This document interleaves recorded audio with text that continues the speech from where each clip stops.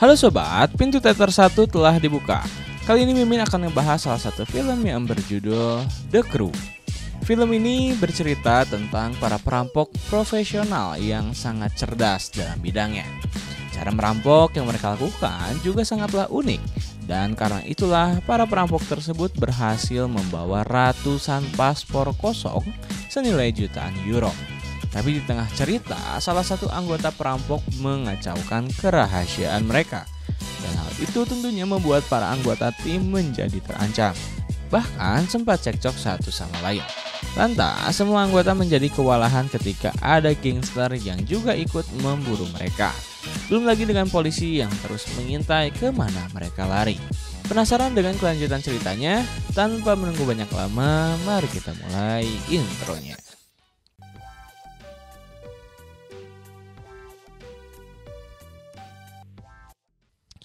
Cerita diawali di tengah hutan pada siang hari. Di sana terlihat seorang penjahat bernama Nasir yang akan merekrut anggota baru, yaitu ahli bombardir bernama Eric. Lalu Eric pun memperlihatkan bagaimana cara dia meledakkan sesuatu.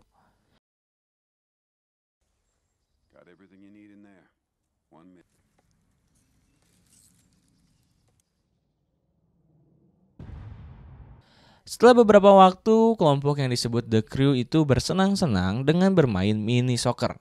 Mereka tampak menikmati momen tersebut. Selanjutnya, saat makan terlihat Yanis sang kakak sekaligus ketua The Crew menanyai siapa wanita yang dibawa oleh adiknya saat bermain bola. Sebut saja dia Amin. Lantas Amin bilang jika wanita itu hanyalah temannya dan tak tahu apa-apa.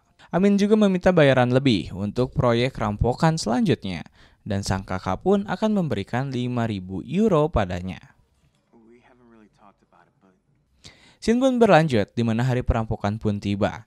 Di sana semua anggota tengah bersiap-siap. Cara perampokan mereka pun terbilang unik. Pasalnya, Yanis harus menabrakkan mobilnya pada truk sehingga truk pun tak bisa kabur. Tak sampai situ, Eric pun langsung memasang beberapa bom tempel pada truk untuk membuat para security di dalamnya keluar. Ledakan pun terjadi, namun para security justru memberi sinyal jika mereka telah dirampok. Setelah dipaksa keluar, sebagian ada yang bertugas untuk menghilangkan jejak, dan ada juga yang mengambil barang rampokan tersebut.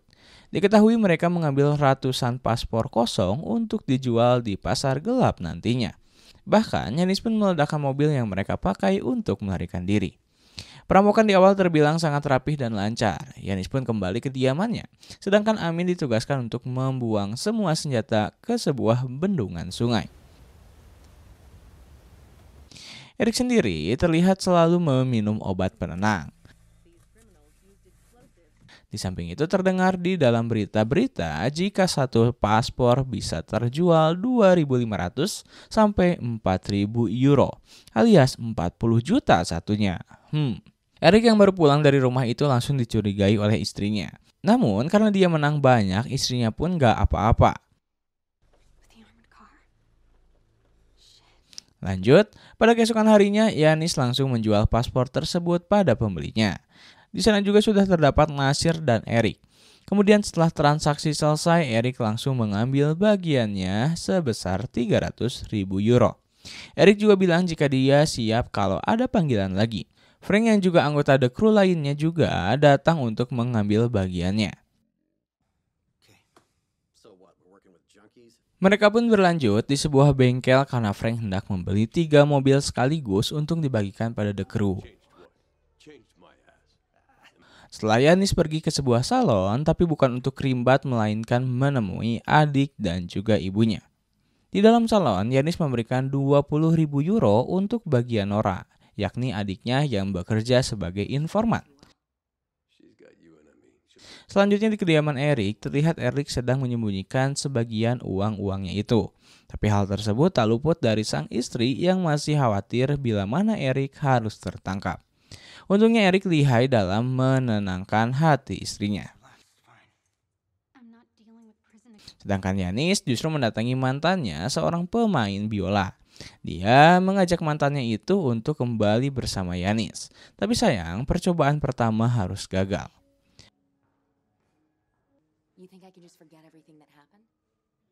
Pada malam harinya, Yanis, Eric, Nasir, dan seorang wanita berkumpul untuk sekedar makan malam dan merayakan keberhasilan mereka. Tapi di sisi lain, ketika Eric berada di toilet, dirinya memutuskan untuk membuang obat-obatan yang sering diminumnya. Sedangkan Frank ternyata lebih memilih untuk berpacaran dengan Nora. Frank berniat untuk membawa Nora pergi dan tinggal di luar negeri dengannya. Kembali pada Yanis, Yanis penasaran dengan luka yang ada di lengan Eric. Eric pun menjelaskan jika dirinya pernah terkena bomnya sendiri dan masuk ke penjara selama 7 tahun. Sekarang pun dia baru keluar dari penjara. Pada keesokan harinya, ketika Yanis sedang jogging, tiba-tiba seorang pria mendatangi salon Nora dan mencari Amin. Sontak saja, Yanis ditelepon oleh Nora dan langsung pergi menjemput Nora di salon. Di mobil, Yanis tampak panik dan menanyai apakah dia dari polisi. Tapi untungnya bukan.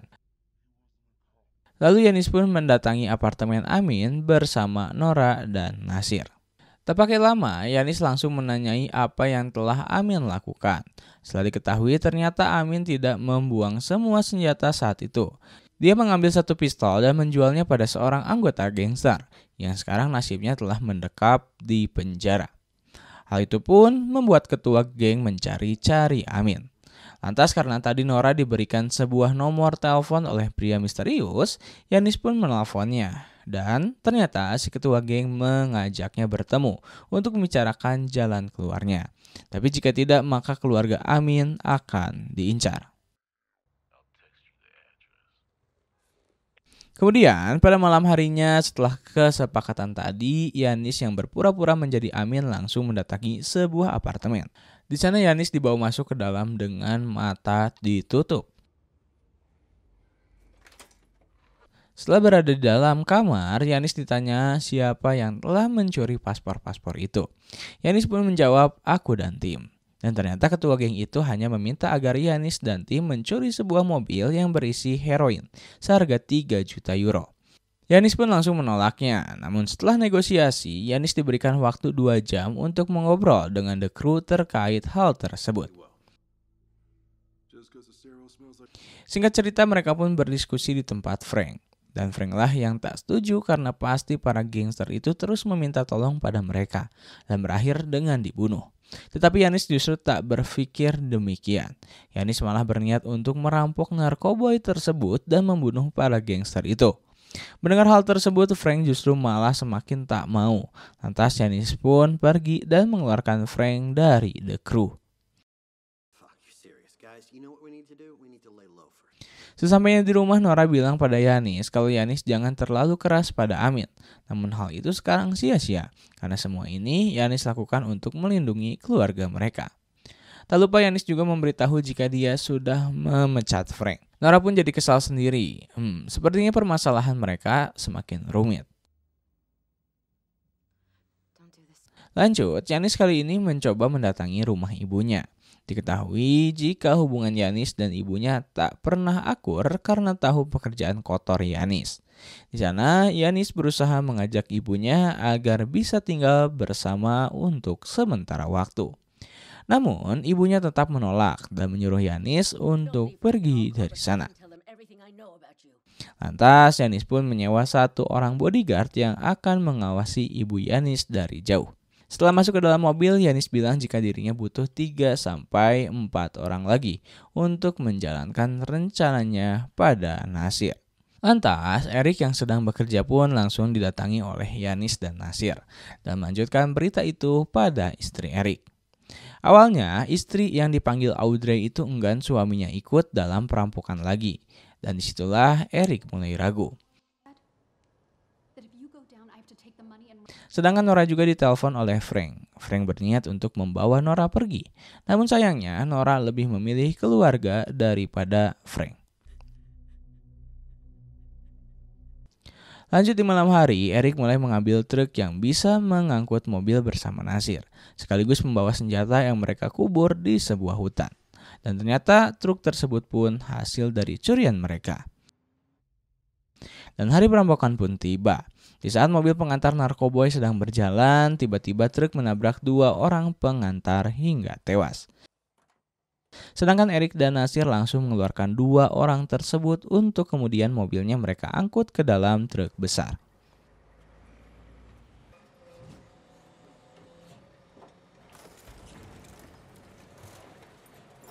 Selang tak beberapa lama, sebuah mobil sedan datang dari arah lain, lalu mulai menembaki Nasir yang posisinya sedang terbuka. Nasir pun harus menerima beberapa tembakan. Yanis memberikan tembakan balasan, namun sayang, Nasir tak bisa diselamatkan meskipun Yanis berhasil menghabiskan semua musuhnya. Dan terpaksa Yanis harus membakar jasad Nasir beserta dengan mobil yang mereka pakai. Selang perjalanan, Yanis menelpon si ketua geng dan mengajaknya bertemu di sebuah tempat. Namun sayang seribu sayang, para gangster itu sudah menyekap keluarga Yanis, sehingga mau gak mau Yanis harus mengikuti permainan mereka. Lanjut, setelah sampai di sebuah gudang, Yanis dan Erik digeledah lalu disuruh berbalik menghadap truk. Senjata mereka juga disita sementara oleh ketua geng.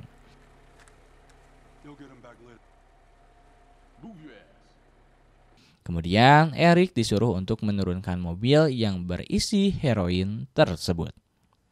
Ketika sedang mencoba membongkar bagasi mobil, tiba-tiba si ketua geng mendapatkan info jika ada dua orang dalam mobil BMW, sehingga Yanis menyuruh orang-orang suruhannya pergi dari sana. Namun bukan untuk balik, tapi memutar arah dan menunggu sinyal dari Yanis. Setelah beres membongkar narkoboy, tiba-tiba anak buah Yanis langsung menghabisi si ketua geng.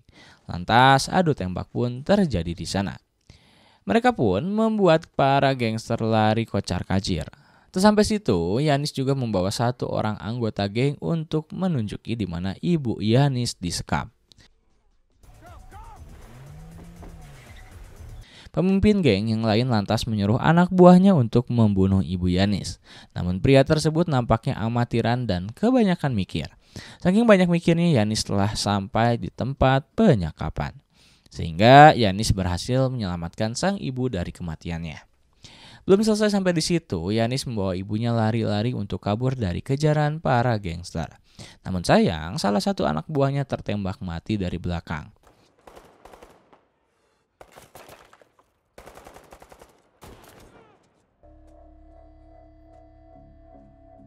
Tak lama kemudian, Amin datang membawa mobil untuk menjemput Yanis dan ibu. Tapi tiba-tiba mobil polisi datang tepat di belakang Amin. Alih-alih membantu sang kakak, sehingga Amin menabrakkan mobilnya agar Yanis bisa kabur. Sedangkan Erik yang telah sampai di rumahnya, tiba-tiba harus melihat istrinya sudah mati di sana. Lalu Erik pun mengambil semua uang yang telah didapatnya dan langsung menjemput si buah hati di sekolah.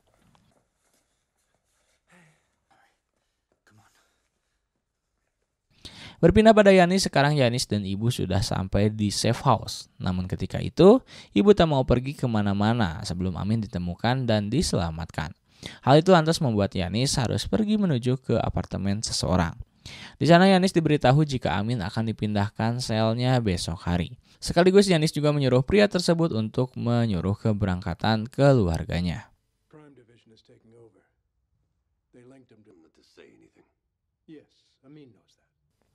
Sementara itu Erik yang kebingungan mulai meminum obat penenang dan memberitahu anaknya jika Audrey telah meninggal sambil menangis.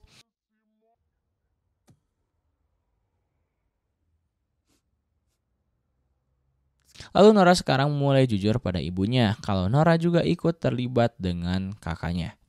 Mendengar hal itu, sang ibu merasa dibohongi oleh semua anaknya. Sedangkan Yanis masih sempat-sempatnya mendatangi sang mantan untuk ikut pergi bersama Yanis. Tapi tetap saja mantannya menolak ajakan tersebut. Tak lupa Yanis juga sedikit curhat jika dia telah kehilangan banyak orang yang dia cintai hari itu. Setelah beberapa waktu, Erik yang tadi bingung membawa anaknya ke safe house, di sana Yanis sebagai partner turut berduka cita. Yanis juga bilang jika Erik dan putranya bisa ikut ke Maroko. Tapi justru Erik hanya ingin menitipkan saja anaknya. Sementara Erik ingin membantu Yanis menemukan Amin. Lalu mereka pun sepakat dan langsung mengirim sanak keluarga mereka ke Maroko. Scene pun berlanjut, di mana Amin sedang dalam perjalanan tahanannya. Tiba-tiba truk tersebut terguling dan datanglah Yanis beserta beberapa orang untuk menjemput Amin.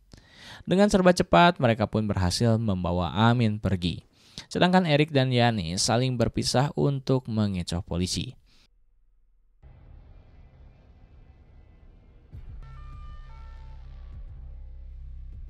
Sesampainya di sebuah basement, Erik langsung menuju ke mobil untuk berganti kendaraan. Tak lama datang juga Yanis dan Amin. Ketika baru masuk ke dalam mobil dan memundurkannya, tiba-tiba para polisi menembak ban mobil, sehingga baku tembak pun terjadi. Yanis menyuruh Erik dan juga Amin pergi duluan, sementara Yanis menahan para polisi. Erik langsung membawa Amin pergi keluar dan masuk ke sebuah bus damri. Ketika mereka sedang menunggu Yanis berjalan menuju bus, sayang seribu sayang, tiba-tiba Yanis ditembak tepat di lehernya. Amin yang tak kuat melihat sang kakak hanya bisa terdiam di bus. Selanjutnya diperlihatkan kematian Yanis viral di berita-berita lokal, sedangkan mantannya hanya bisa melongok. Apalagi Frank yang meratapi kematian Yanis seorang diri di bandara. Sedangkan Erik dan Amin terus bergerak. Mereka menumpangi kapal kecil milik nelayan hingga sampai di Maroko menyusul sanak keluarga mereka. Tamat.